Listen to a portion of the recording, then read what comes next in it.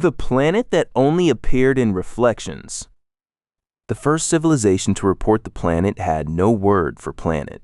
Their astronomers were gas-born, patient creatures who lived inside the upper storms of a copper giant and measured the universe by the shadows that passed across lightning. They did not name worlds as stones or homes. They named them interruptions. This interruption appeared only once, not in their telescopes, not in their gravity nets, not in the trembling mathematics of orbit and mass. It appeared in a sheet of ammonia ice polished flat by a ceremonial wind, a dark blue sphere hanging where every instrument insisted there was nothing at all. By the time the report reached the Lithari, 3 other species had seen it. A mining clan saw it in the chrome belly of an ore hauler.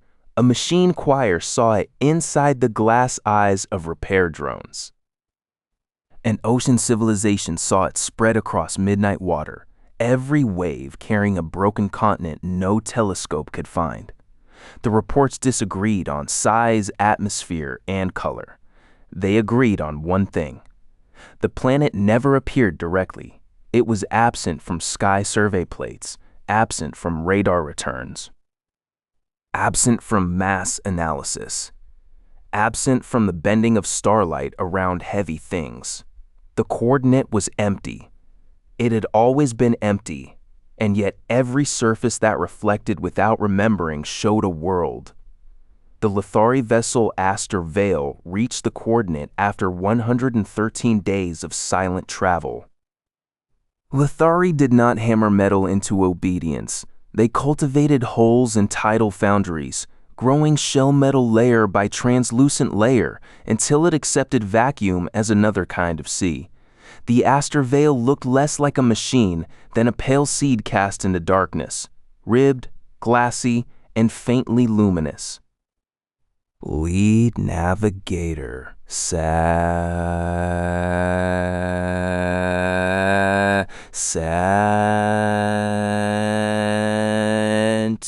they,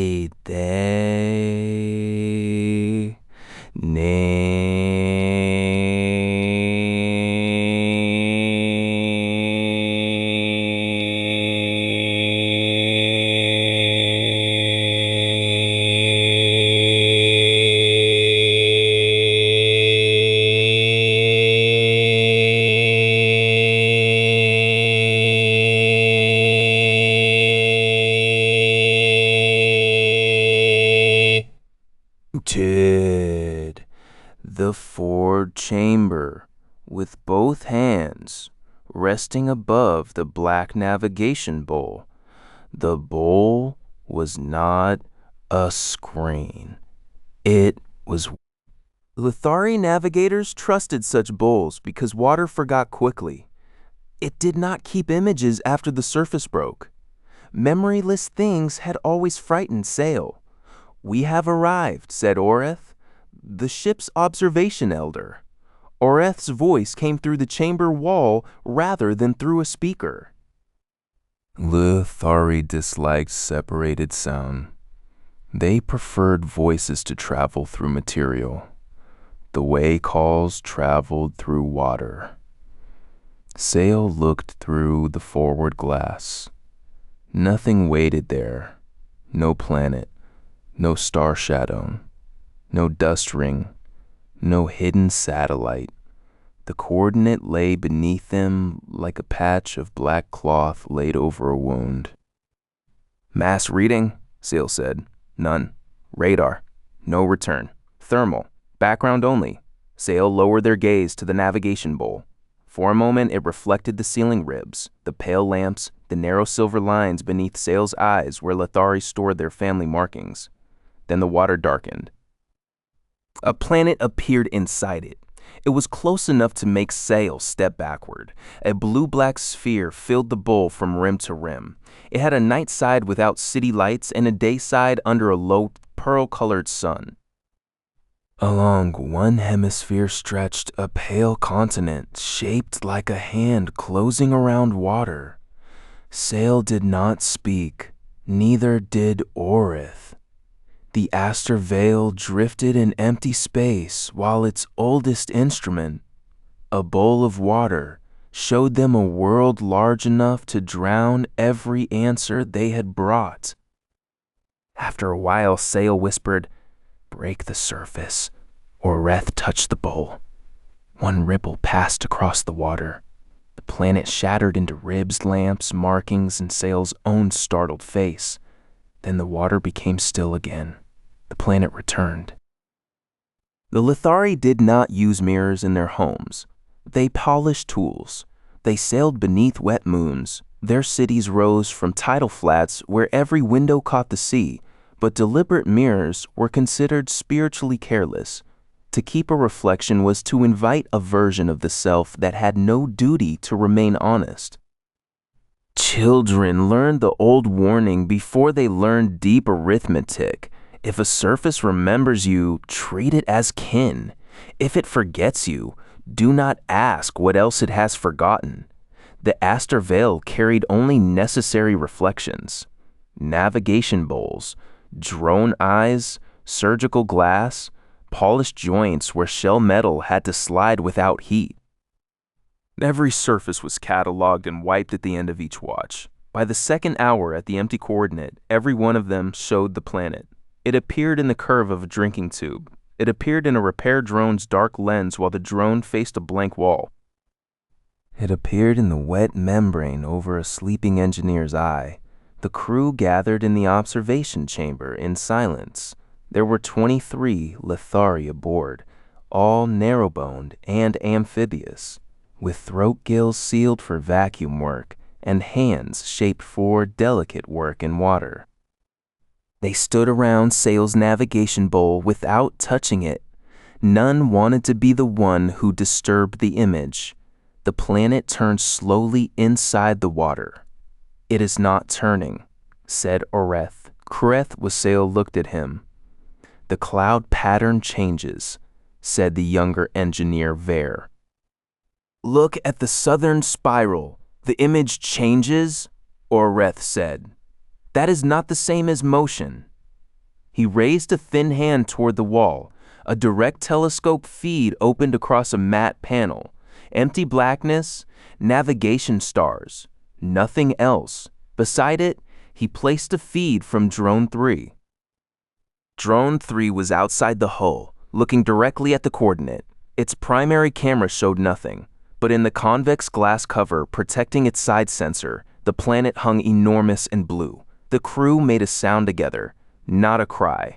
Lithari did not cry easily. It was the small inward click their throats made when a wave pulled back farther than expected. Drone 3 turned. The direct feed swept across stars. The planet remained in the side reflection, fixed not to space, but to the act of being reflected. "It is not there," said Ver. "It is there in surfaces," Oreth replied. "That means it is not there. Or it means we do not know what there means." Sail listened without entering the argument. Their attention had fallen to the polished fastening around Oreth's collar. In that small curve of shell metal, the planet was visible again. Not from orbit this time, from ashore.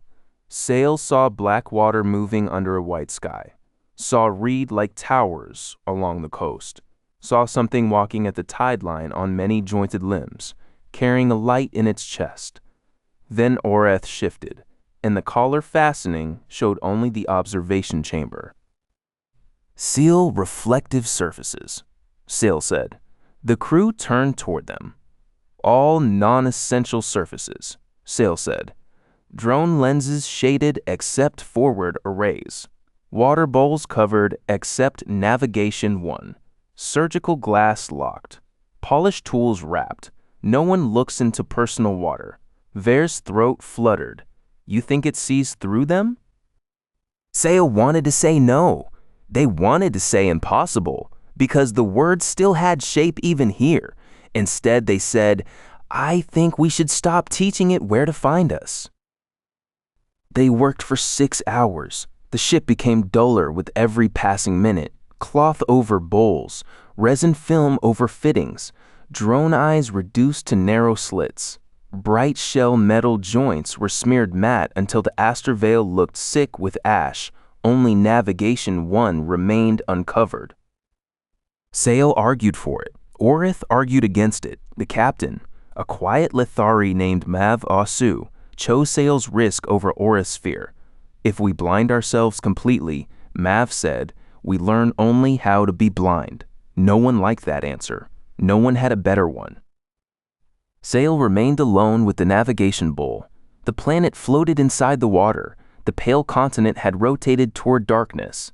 Or perhaps the reflection had decided night suited it better. Sail recorded a spoken log. Direct observation remains negative. Reflected observation remains stable. The phenomenon appears to prefer surfaces without durable memory. Hypothesis. The image is not projected onto the surface, but permitted by it. A mirror does not remember what it is supposed to refuse. They stopped. That last sentence sounded too much like poetry. Scientific logs were supposed to resist poetry. Sail leaned over the bowl. Their reflection looked back. For one breath, it was ordinary. Narrow face, silver family marks, scalp tendrils tied for work, the small scar near the mouth from Sail's first deep vacuum descent. Then the reflected Sail blinked at the wrong time. The real Sail froze. In the bowl, the other soul stood beneath a sky the color of milk. They were older. Their family marks had been extended down the throat in the pattern used by the tidal cities, not the pattern of deep-range navigators. Their tendrils hung loose. Their hands were wet to the wrist. They had never left home. Solal knew this with a certainty that did not arrive as thought.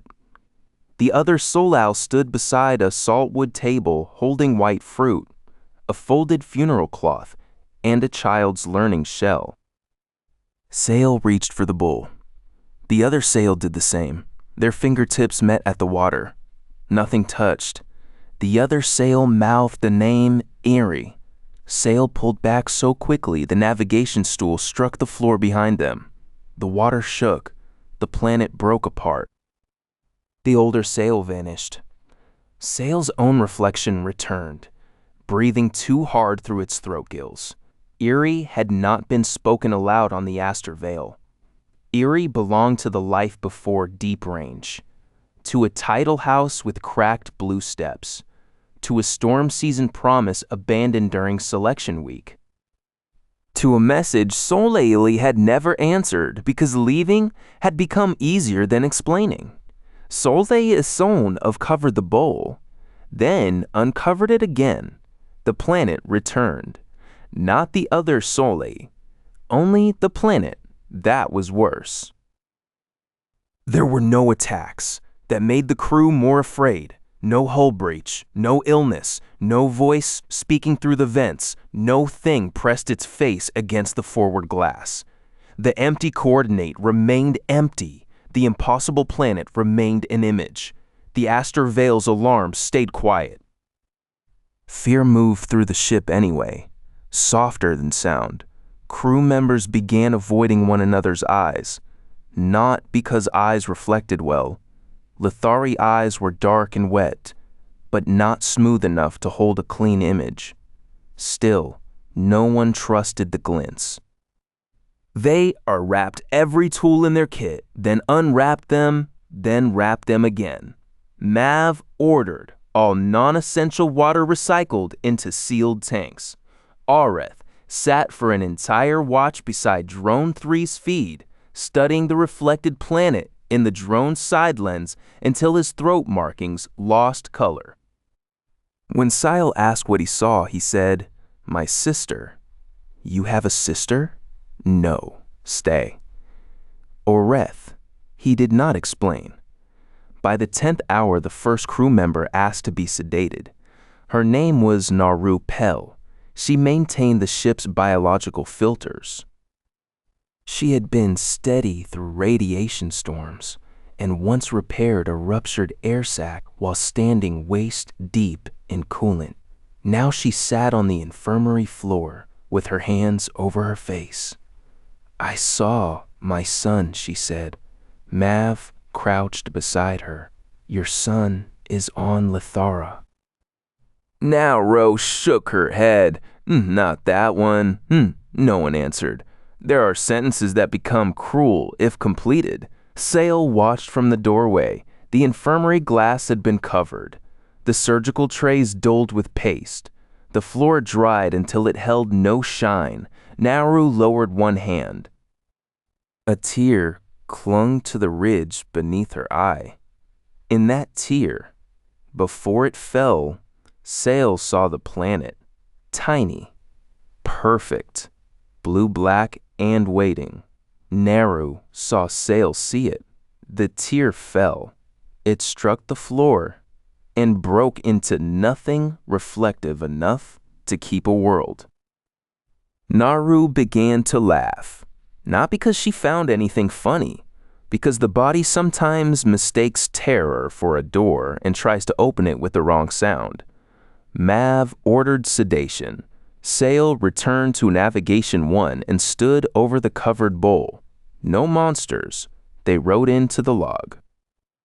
No hostile action. No measurable influence. Only reflection. Only recognition. Only the unbearable courtesy of showing us what we already abandoned.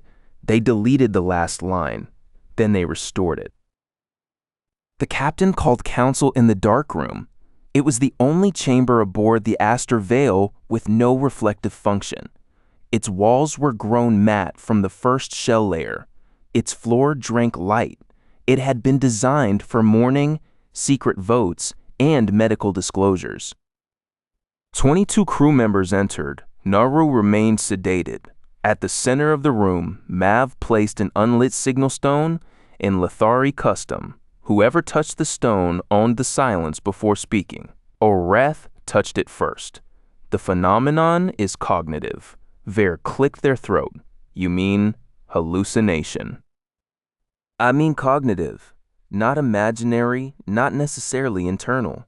It selects meaning through observers. It showed me a life where I never entered engine work, Ver said. That is not a planet, that is bait. Did that life contain anything impossible? Oreth asked. Ver did not answer. Mav touched the stone. Report plainly. One by one, the crew did. A communications officer had seen herself as a war singer. Throat carved with victory scars from a conflict she had refused to join. A drone handler had seen himself old and blind, surrounded by grandchildren he had decided not to have because deep-range service sterilized most long-voyage crews. Oreth had seen a sister born in a year when his mother had almost survived a fever.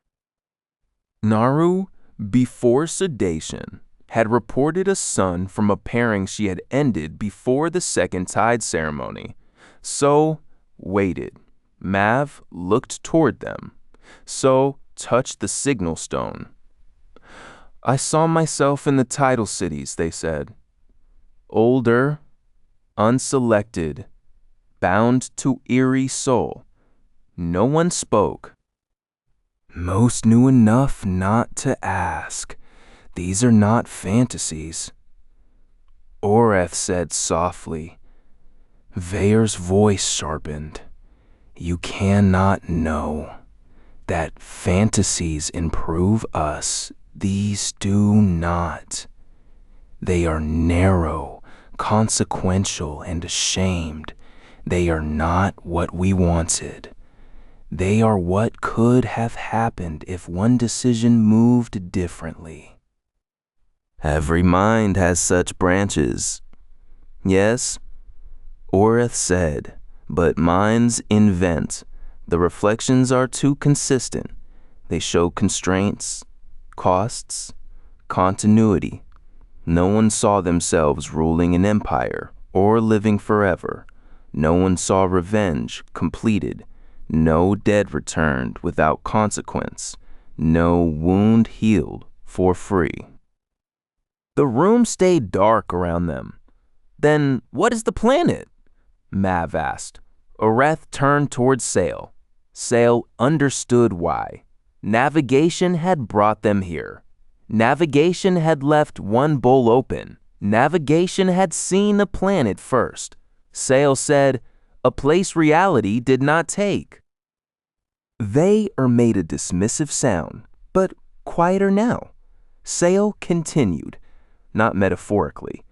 A physical branch rejected before becoming measurable. Too unreal for gravity. Too real to vanish, it cannot enter direct observation, because direct observation belongs to the chosen universe. Then why reflections? Mav asked. Sail looked at the black walls. Because reflections have no loyalty. They tested the hypothesis with cruelty. Science often wore that mask when frightened. First, they presented the open navigation bowl with objects that had long memory, etched metal, old bone, a childhood shell, a navigation bead carried by 7 generations. The planet dimmed near each one. Not vanished, never vanished, but dimmed like a face seen through stirred mud. Then they presented objects without memory. Fresh water, blank glass, a newly grown sheet of shell metal that had never reflected a living face. The planet sharpened. On the blank shell metal, it became so clear that Sol saw rain moving across its ocean. Rain, where no atmosphere existed. Rain, where no planet existed. Finally, Oreth asked the question no one wanted. What happens if we give it memory? They chose a reflective sheet and taught it. Lothari memory was not digital. It was biochemical, mineral, acoustic. The sheet received a record of the Astervale's launch, the names of its crew, the shape of its route, the sound of Sail's voice reciting the empty coordinate. When they polished the sheet again, the planet failed to appear. In its place, they saw the Astervale, but wrong. The reflected ship was darker, longer, built from black shell instead of pale. Its seams glowed red. Its name was written in an alphabet the Lothari had almost invented 3 centuries earlier and abandoned because the curves were considered unlucky. No one moved. That ship never existed, Vare whispered. It could have, Oreth said. In the reflection, the other Astervale drifted beneath a sky full of planets, hundreds of them, some bright, some dim, some close enough to eclipse each other, a universe crowded with choices. Sail stepped closer. The reflected ship's forward chamber appeared. Figures stood inside it. Lothari and not Lothari, related by possibility rather than blood. Among them stood the other Sail from the tidal cities. Older Sail placed a hand against the reflected glass. This time, their mouth formed more than a name. Sail could not hear it, but they could read the shape. Do not make us true. Sail felt the sentence enter them with more force than any warning. Do not make us true, because to become true, a rejected world might have to push something else out. The chosen universe, perhaps. The Astervale. The crew. Eerie's actual life. Wherever it had gone without Sail. All the ordinary cruelty that had happened because reality had moved only one way. Mav ordered the sheet covered. For the first time, Sail disobeyed. Wait. The captain turned. Sail looked at the reflected older self. If we cover every surface, Sail said. Do they die? No one answered. The older Sail lowered their hand. Behind them, the impossible planet turned silently in a sky that had never been allowed to happen. The ship began to leave. That was Mav's order, No further approach, no further tests, no attempt at contact. The aster veil would withdraw from the empty coordinate, transmit a hazard warning, and recommend permanent avoidance. It was the safe decision. It was also, Sale thought, the kind of decision that made ghosts. Before departure, all reflective surfaces were to be sealed permanently. Not covered, sealed, resin over drone eyes, navigation bowls drained, polished joints etched dull surgical glass scored until it could never again hold an image. The crew obeyed quickly. Relief made them efficient. Sale obeyed slowly. They drained navigation 2, 3, and 4. They etched the backup glass. They signed the disposal order for every reflective tool in their station. Only navigation 1 remained, the first bowl, the one where the planet had appeared. Sale stood over it with the sealing resin in both hands. The planet waited in the water. No alternate self this time. No shore, no accusation, only a world that had never been allowed to cast a shadow or hath entered without sound. Captain is asking, I know, if you leave it open, the phenomenon may follow us. It already has.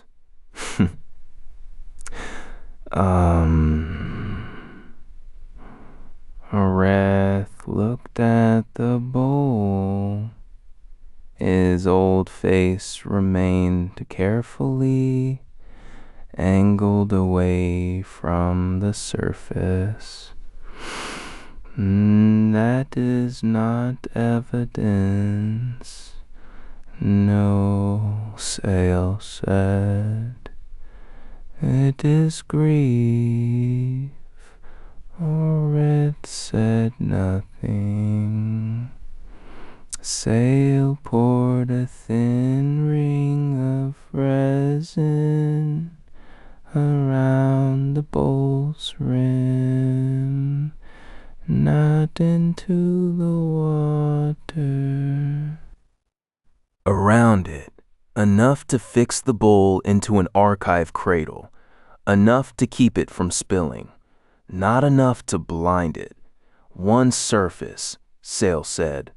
Oreth's throat markings darkened. Captain will remove you. Probably. The crew may hate you. Probably. You may be preserving a contagion. Sale looked down. For a moment, the planet vanished. In its place appeared the dark room. The crew, Mav, Vare, Naru awake and pale, Oreth, Sale. But not as they were, as they might be if they survived this with mercy intact. The reflected crew stood around the bowl, not healed or absolved. Only present, one by one, they placed their hands over their hearts, not gratitude, permission. The image faded. The planet returned. Sale sealed the archive cradle and lifted the bowl. I am not making it true, they said. I am refusing to make it nothing. The aster veil left the empty coordinate with no planet behind it. Direct instruments continued to show nothing. Radar, nothing. Gravity, nothing. Thermal, nothing. In the sealed archive bowl, the planet remained. The crew did not look at it. That was the agreement. It would travel inside a dark vault, uncovered but unseen. A memoryless surface permitted to hold one impossible mercy. Mav removed Sale from navigation command for the return journey. Not as punishment, she said. Not only as punishment, Sale understood. For 113 days, Sale worked in auxiliary mapping and slept badly. Sometimes they dreamed of the tidal cities, sometimes of Eerie, sometimes of the older Saul beneath the white sky, standing beside a table with 2 bowls of fruit and a child's learning shell. In no dream did the other life ask to replace this one. That mattered. When the aster veil returned, The Lithari sealed the archive bowl inside a chamber built without polish, glass, water, or memory stone. Scholars argued for decades over whether Sale had saved the crew, endangered reality, or misunderstood an optical parasite with unusual psychological effects. The official report used careful language: unconfirmed reflective anomaly, non-local cognitive mirroring, potential reality branch artifact, avoid unnecessary reflective exposure, no confirmed planet. Sale read the report once and never again. Years later, long after they had left Deep Range service, Sale returned to the tidal cities during storm season. They did not find eerie. They did not try very hard. Some choices, once avoided, become places one can visit only by harming the life that grew around the avoidance. Sale sat instead on the cracked blue steps of the house where a younger self had once failed to answer a message. Rain fell into the street. The tide climbed. Every puddle shook under the weather. For a moment, in one small pool between the stones, Sale saw a shore under a white sky. Not the planet entire. Only the shoreline. Black water. Pale reeds. A figure walking at the tide line with a light in its chest. Then rain broke the surface, and the image was gone. Sale did not call for instruments. They did not report it. They sat until the tide covered the steps and let the water forget. The last confirmed sighting came from an unrelated system 41 years later. A diplomatic vessel from a species that had never heard the Lithari warning polished a new observation lens before first use. For 3 seconds, the lens showed a blue-black planet where no planet could be. The recording survived only because the lens had not yet been assigned memory. In the image, there was an ocean. On the ocean, a single dark ship moved away from shore. Its hull was pale and ribbed and faintly luminous along the seams. No registry matched it. No civilization claimed it. The vessel cast no shadow. It sailed across a world the universe had not chosen, carrying lights in every window, as if those aboard had learned to live without demanding to become true.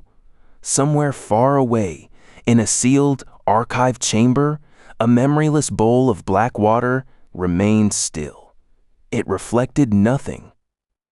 Unless the room was empty.